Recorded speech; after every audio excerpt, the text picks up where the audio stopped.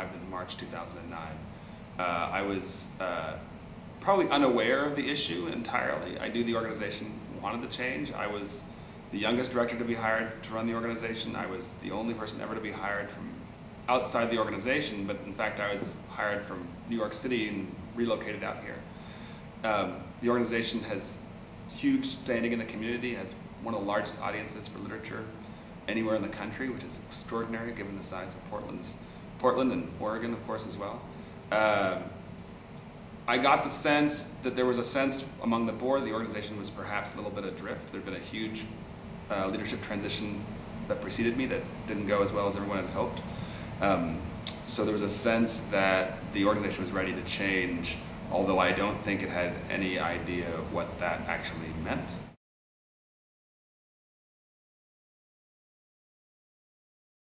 On the one hand, I had a board really ready to change, a really exciting and unusual place for a new director to be in, right? Especially for an organization that was in great financial health.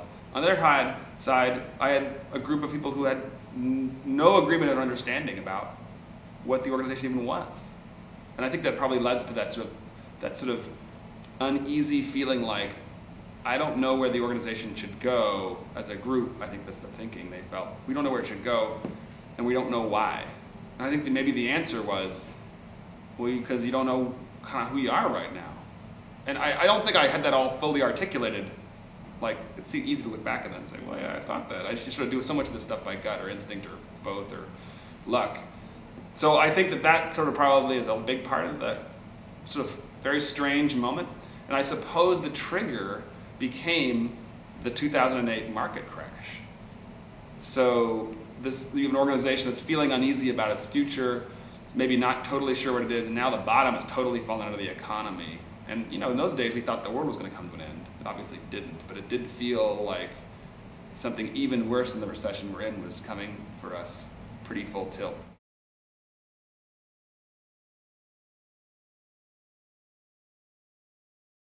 We set out to write an assessment, but not like a 3-page assessment. We wrote a 78-page assessment of the organization's history.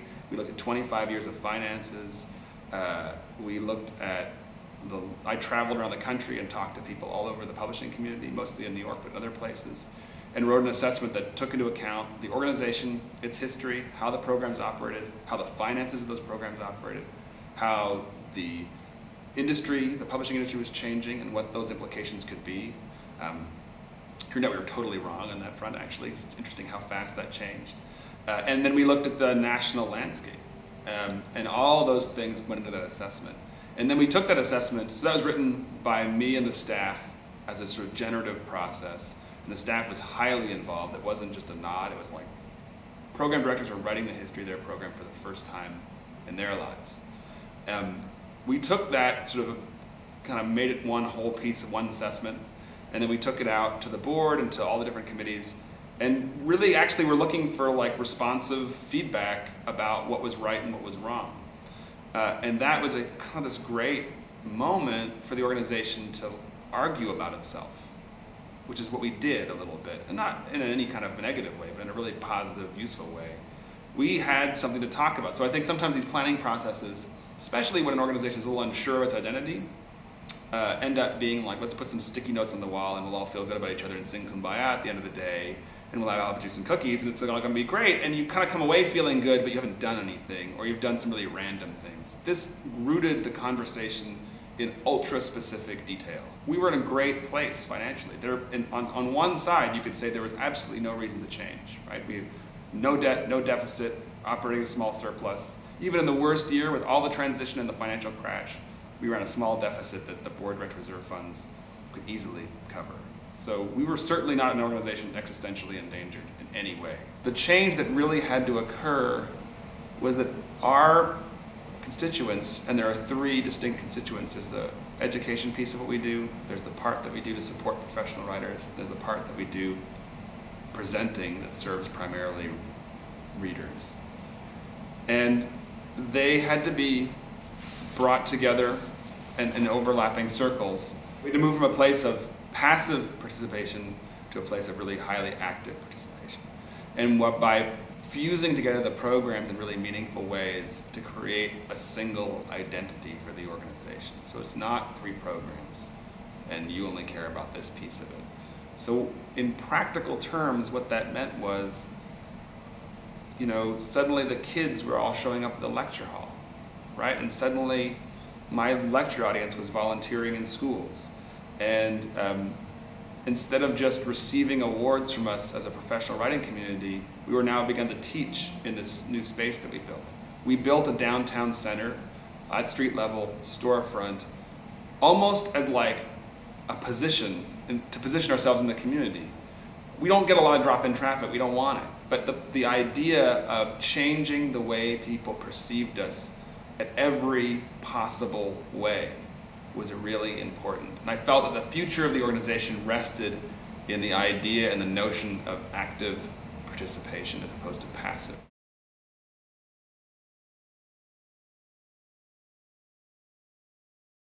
There's a gigantic, wealthy generation that has a specific idea about their arts experiences. And there's another generation succeeding them with radically different ideas about what their arts experiences should be. And you have to keep them both. And that is challenging. So I guess participation was a big piece of it. And the second piece, the other big piece of it was we just had to really focus on mission. This is, I guess everyone says this, but you know, it's so easy to lose sight of it. So, you know, our mission is partly, you know, we joke, the unofficial tagline for the organization is just to make Oregon a better place for readers and writers. And, you know, the lecture series served a big audience in the concert hall, and we were now bringing thousands of students literally to that event, those events every time, and the audience really appreciated it and actually really liked it. But we weren't reaching the rest of the state, so we got an agreement with NPR to broadcast the lecture series statewide, which we do. There was a lot of nervousness around that. People felt that people would not buy tickets if they could hear it on the radio. And to me, that's a fundamental misunderstanding of how technology is used, and it's a generational misunderstanding. Nobody below the age of 45 felt that that was going to be an issue, and everybody above the age of 45, not everybody, but a lot of people over the age of 45 felt that it was going to be a huge issue. And to me, it just spoke to this generational shift that we're trying to manage. The truth is, we put ourselves on the radio and did other things, so I can't ascribe it to one thing or another, but you know, we're at the highest level of subscriptions we've ever had in the organization's history, all 25 years. Some of that has to do with the fact that people who never thought about us heard us in their car one day and decided they wanted to go to the lecture series.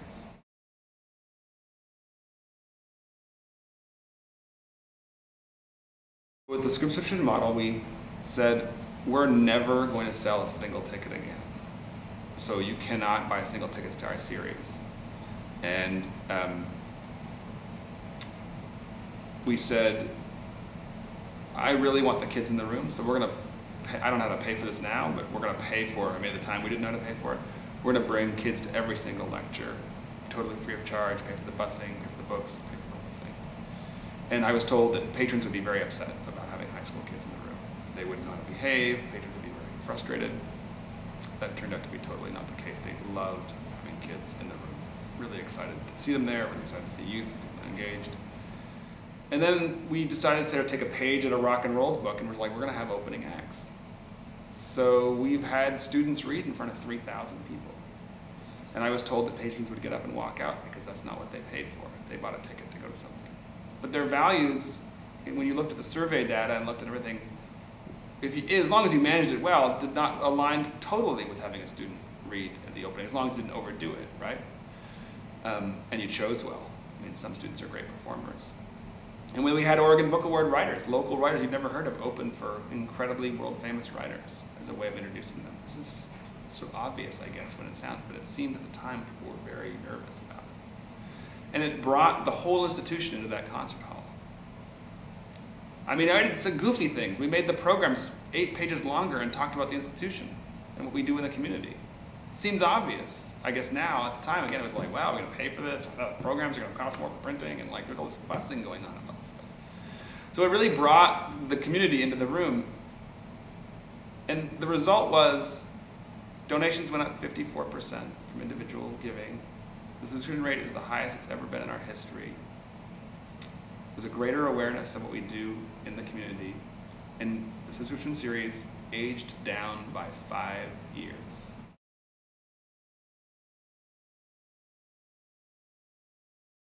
Generally speaking, nonprofits that live to 25 die at 30 or live to 100.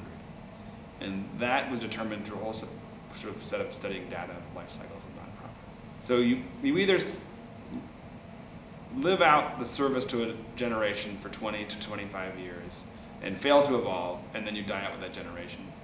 Or you evolve in that, somewhere in that 25-year mark, to serve the generation that's succeeding the one that created you, and it's probably a very different way of serving.